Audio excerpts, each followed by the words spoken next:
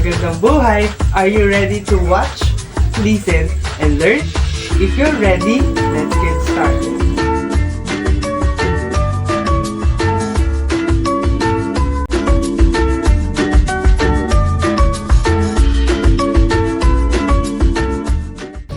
So last time, pinag-aralan natin is all about or finding the area of irregular shape.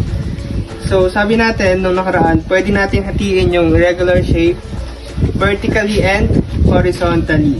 Okay? So ngayon,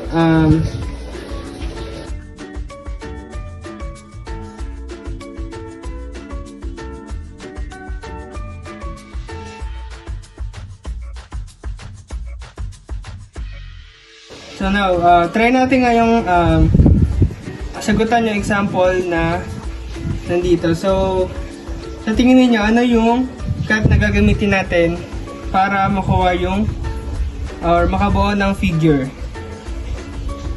Okay, very good. Ang gagamitin natin ay horizontal cut. So, drawing tayo ng horizontal cut.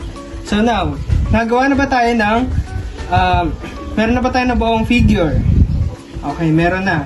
So, lalabelan natin siya, lalabelan natin bawat figure ng, so dito is figure X, Y, and figure Z. So, what is the next step? So, next step, meron tayong figure, isasolve na naman, isasolve na natin yung kanilang area. Okay, so una muna natin sa solve is yung figure, area ng figure X. So anong figure ba yung X natin? So siya ay isang rectangle. Okay, so ang gagamitin natin formula ay formula ng rectangle. So try natin i-solve.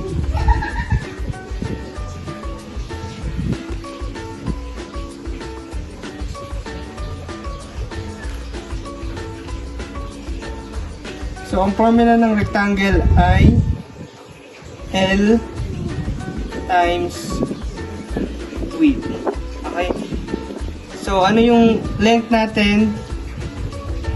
So, ano yung length ng figure X natin? So, yung length is yung haba. So, ang magiging length natin ay 5 cm multiply by width. So, ano yung magiging width natin? Okay. Dahil hinati na natin, di ba yung width is yung lapad? Okay? So, dahil nga hinati na natin yung irregular figure, kung meron tayong 6, tapos hinati natin, so ilan na yung magiging measurement ng width natin? So, magiging 3 cm na lang. Kasi nga, nahati na siya. Hindi na siya buo. Okay? So now, solve natin. 5 cm multiply by 3 cm. Okay, very good. Siya ay magiging 15 cm squared. Okay? Huwag natin kakalimutan palagi yung squared dahil ang tinutuos natin ay area. Okay, next. Next naman natin isolve ay yung area of figure Y.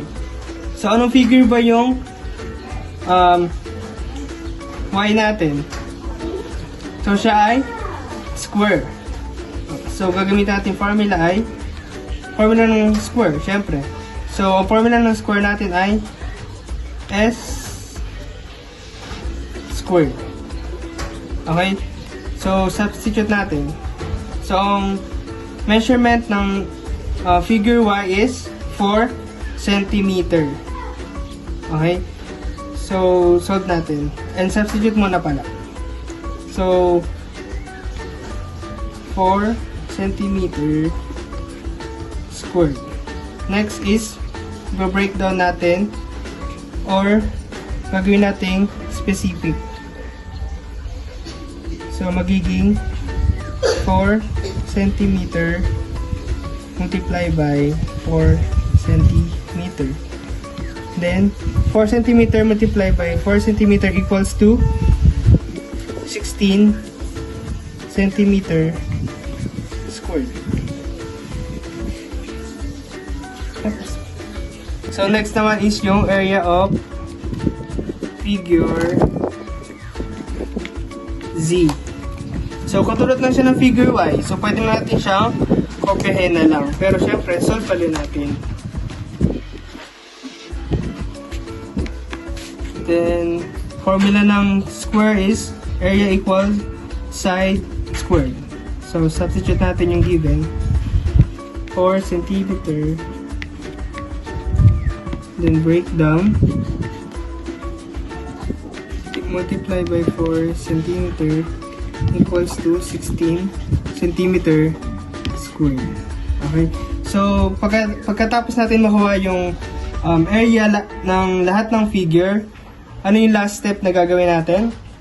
Okay, sabi natin dyan, i-add natin lahat yung area ng nakuha nating sagot. Okay? So, add natin. So, area equals x plus y plus z. So, substitute natin sa area of x is meron tayong 15 cm squared plus area of y naman ay 16 cm squared plus sa area of x is 16 cm squared of x, y, and z. So, 15 cm squared plus 16 cm squared plus 16 cm squared. So, ang magiging sagot ay 47 cm squared. Okay? So, ibig sabihin lang yan, ang area ng irregular shape ay 47 squared centimeter. Go. So ngayon, mag-proceed na tayo sa ating bagong lesson. Pero bago yan, panoorin muna natin yung ating jingle. Okay, handa na ba kayo? Okay, let's go.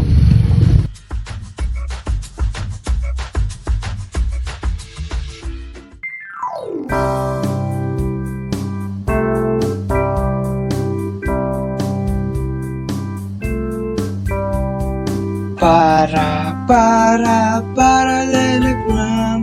Find the area, solve it now. First get the base and then the height. Multiply both and now you're done. Parallelogram. Find the area, solve it now. Triangle. Find the area, solve it now. First get the base and then the height. Multiply both and divide it by half. Triangle.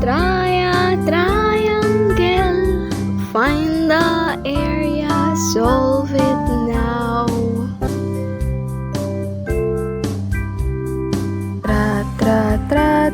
Trapezoid. Find the area, solve it now. First get the base 1 and base 2. Multiply by height and divide by half. Trapezoid. Find the area, solve it now.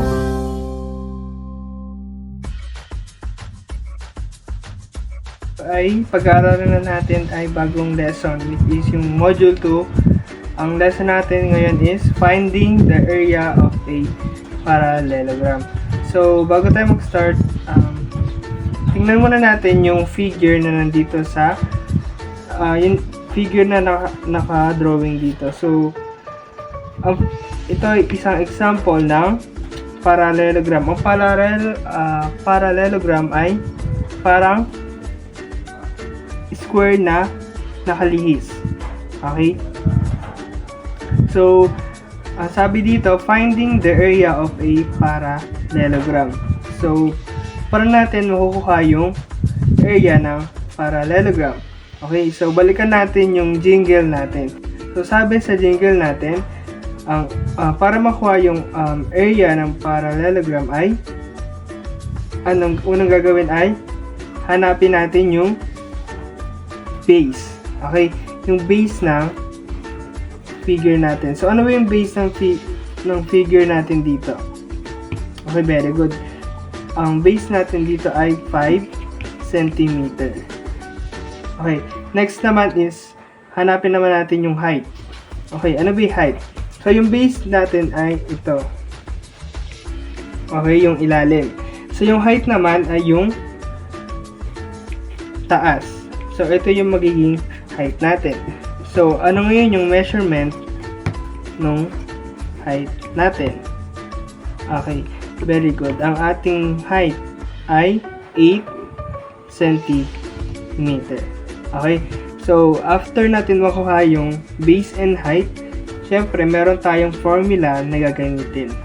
Okay, so ang formula na gagamitin sa pagkuha ng area ng parallelogram ay area is equal to base multiply by height.